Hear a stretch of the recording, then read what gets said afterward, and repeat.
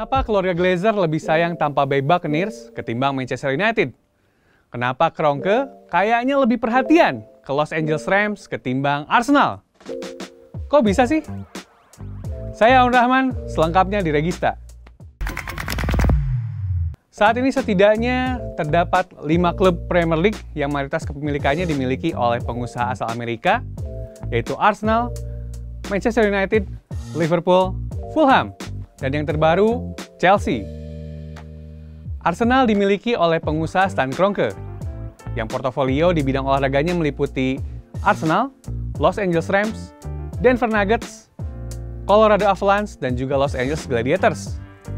Selanjutnya ada Manchester United yang dimiliki oleh keluarga Glazer, yang juga merupakan pemilik tim NFL Tampa Bay Buccaneers. Sementara itu, John W. Henry dan juga Thomas C. Werner merupakan pemilik dari Liverpool dan juga tim bisbol Boston Red Sox. Fulham juga dimiliki oleh seorang pengusaha Pakistan Amerika, Shahid Khan, yang juga merupakan pemilik dari Jacksonville Jaguars.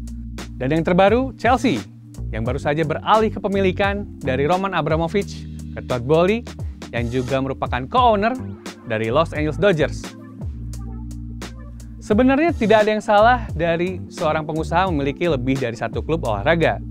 Wajar apabila pebisnis melakukan diversifikasi investasi dengan memiliki lebih dari satu klub olahraga sekaligus.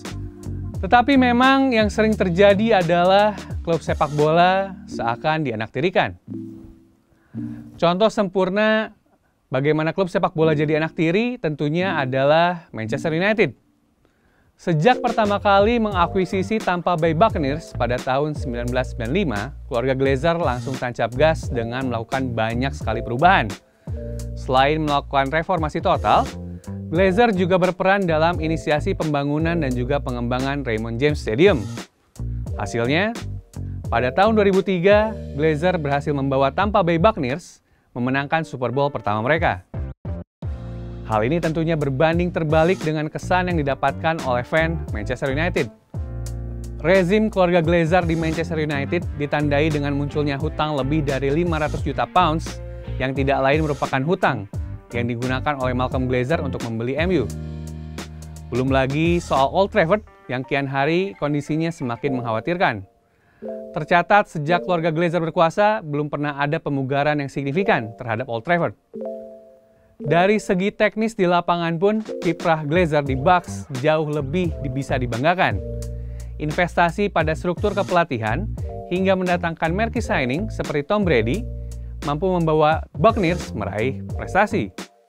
Di Manchester United, Glazer nampaknya lebih peduli dengan angka di laporan keuangan ketimbang angka yang terpampang di papan skor ataupun trofi. Menurut salah satu sumber, mantan CEO Manchester United dan juga tangan kanan dari Glazer, yaitu Ed Woodward, dikabarkan pernah berkata, performa di lapangan tidak akan mempengaruhi performa komersil mereka. Dengan kata lain, para pemilik asal Amerika Serikat ini tidak peduli dengan performa Manchester United di lapangan.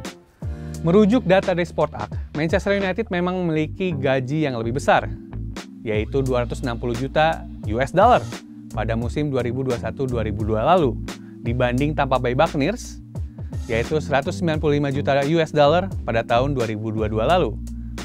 Perlu diingat bahwa besaran gaji di NFL dibatasi oleh kebijakan salary cap. Tetapi di sisi lain, MU juga punya pendapatan yang jauh lebih besar dibandingkan Bucks. Dilansir oleh Forbes, Manchester United diperkirakan membukukan pendapatan sebesar 663 juta US dollar pada musim lalu. Jauh lebih besar dibanding Tampa Bay yang hanya mendapatkan 364 US dollar. Di atas kertas, United boleh memiliki pendapatan yang lebih besar. Namun, alih-alih digunakan untuk pengembangan klub, dana tersebut lebih banyak digunakan untuk kepentingan keluarga Glazer. Tidak hanya MU, soal anak tiri, Arsenal juga punya cerita. Hal ini pernah diutarakan oleh jurnalis dan mantan pemain American Football, Bucky Brooks. Menjelang Super Bowl tahun 2019 yang mempertemukan antara Rams dan juga Patriots, ia beranggapan bahwa sebagai pemilik dari LA Rams dan juga Arsenal, Kroenke terlihat lebih serius dalam membangun Rams dan terkesan mengabaikan Arsenal. Dimulai dari pemindahan markas dari St. Louis ke Los Angeles, pembangunan stadion baru, hingga skuad mewah yang coba dibangun oleh Kroenke di LA Rams. Bucky sempat berpesan agar fans Arsenal bersabar, karena di masa depan Kroenke akan membangun Arsenal seperti dia membangun Rams. Tapi sudah bertahun-tahun sejak Bucky mengucapkan hal tersebut, nampaknya belum ada tanda-tanda bagi fans Arsenal bahwa mereka bisa mengakhiri masa bersabar mereka. Lalu sebenarnya kenapa para pemilik asal Amerika Serikat ini kayaknya lebih sayang kepada klub Amerika mereka? Setidaknya ada beberapa faktor yang mungkin dapat menjelaskan perilaku pilih kasih ini. Pertama, faktor geografis. Jarak dari Amerika ke Inggris adalah 6.000 km, terpisah Samudra Atlantik. Tentunya bukan kondisi yang ideal untuk menjaga hubungan yang erat. Biasanya para pemilik akan tinggal di Amerika dan hanya sekali datang ke Inggris. Dalam beberapa kasus, bahkan pihak klub Inggris yang harus datang ke Amerika Serikat. Seperti Mikel Arteta, yang harus terbang ke Amerika Serikat untuk bertemu Kroenke pada awal tahun 2022 lalu. Sir Alex Ferguson dan juga Jose Mourinho juga melakukan hal yang sama di MU. Persoalan geografis ini jadi menentukan, karena berinvestasi di negara sendiri tentu relatif lebih aman. Yang terjadi kepada Abramovich adalah salah satu contoh bagaimana investasi luar negeri itu punya lebih banyak resiko dan banyak sekali ketidakpastian. Yang kedua, tidak adanya ikatan emosional. Sepak bola atau bahasa di Amerikanya adalah soccer, bukanlah olahraga yang populer di Amerika Serikat. Popularitas sepak bola terbilang kecil jika dibandingkan olahraga-olahraga lain yang sudah membudaya. Mengenai hal ini, ada sebuah kutipan yang menarik dari Joel Glazer yang mengaku butuh waktu 2 tahun bagi dirinya untuk memahami aturan offside. Bahkan hingga kini, ia masih kesulitan. Ya, itu harusnya sudah menjelaskan banyak hal. Ketiga, memandang klub Inggris tidak lebih dari sekedar bisnis. Jika dengan halangan geografis yang jauh, ditambah faktor bahwa sepak bola bukan olahraga yang populer di Amerika, masih belum menghalangi ambisi bagi para pebisnis untuk memiliki klub di Inggris, maka kita bisa berasumsi bahwa the money is that good. Alasan mereka mengakuisisi klub sepak bola Inggris memang hanyalah soal uang semata. It's about profitable.